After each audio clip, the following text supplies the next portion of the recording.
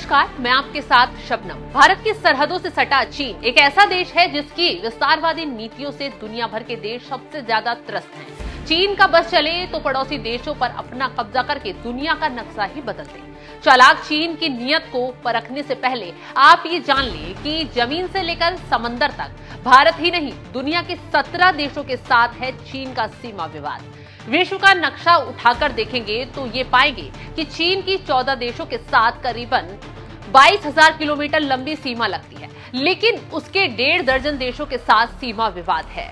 दक्षिण चीन सागर को लेकर फिलीपींस और वियतनाम के साथ विवाद है। तिब्बत को शातिर ड्रैगन पहले ही निगल गया है। शातिर चाइना ताइवान को भी हड़पने की फिराक में लगा हुआ है। चीन को कोई देश सबक सिखा पाए या नहीं, लेकिन भारत के प्रधानमंत्री नरेंद्र मोदी ने ड्रैगन की अकल ठिकाने लगा दी है।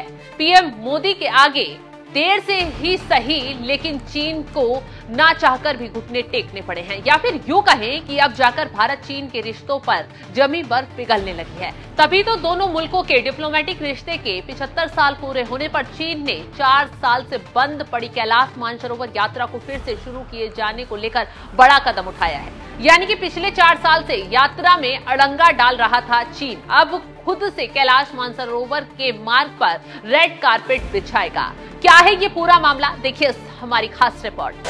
शिव भक्तों के लिए बड़ी खुशखबरी, कैलाश में गूंजेगा हर हर महादेव। मोदी के आगे घुटनों पर ड्रैगन, देखिए सिर्फ धर्म ज्ञान पर।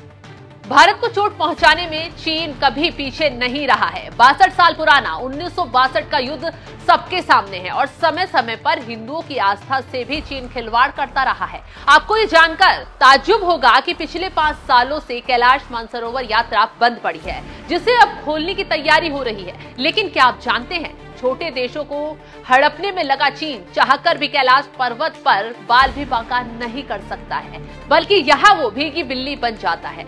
रहस्यों से भरी कैलाश पर्वत की दुनिया ऐसी है कि यहाँ कदम रखने से भी चीन कतराता है। कैलाश पर्वत के चारों तरफ एक ऐसी अलौकिक ऊर्जा है जिसमें से निकलने वाले ओम की ध्वनि पूरी दुनिया को अपनी ओर खींचती है।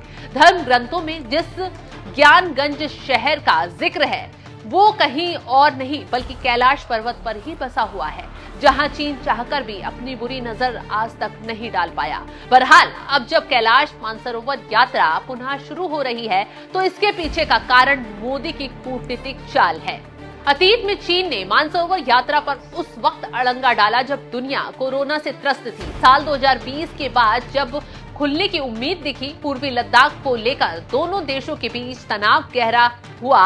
इस बीच चालाक जिनपिंग सरकार ने अपनी नापाक साजिशों के चलते मोदी सरकार को झुकाने की कोशिश की, लेकिन पीएम मोदी टस से मस नहीं हुए, जिसका नतीजा देखिए क्या रहा। आज चाइना खुद से कैलाश मानसरोवर यात्रा को पुनः शुरू करने जा रहा है। इसको लेकर 18 दिसंबर को स्पेशल रिप्रेजेंटेटिव की बैठक में भारत के विदेश सचिव और चीन के उप विदेश मंत्री के साथ बातचीत हुई है और इसी बैठक में ये फैसला लिया गया है कि 2025 की गर्मियों में कैलाश मानसरोवर यात्रा को फिर से शुरू किया जाए।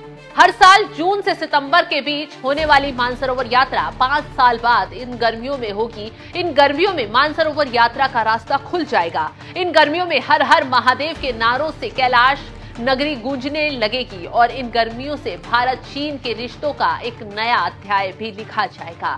फिलहाल इस खबर पर आपकी राय क्या, कमेंट कर जरूर बताएं।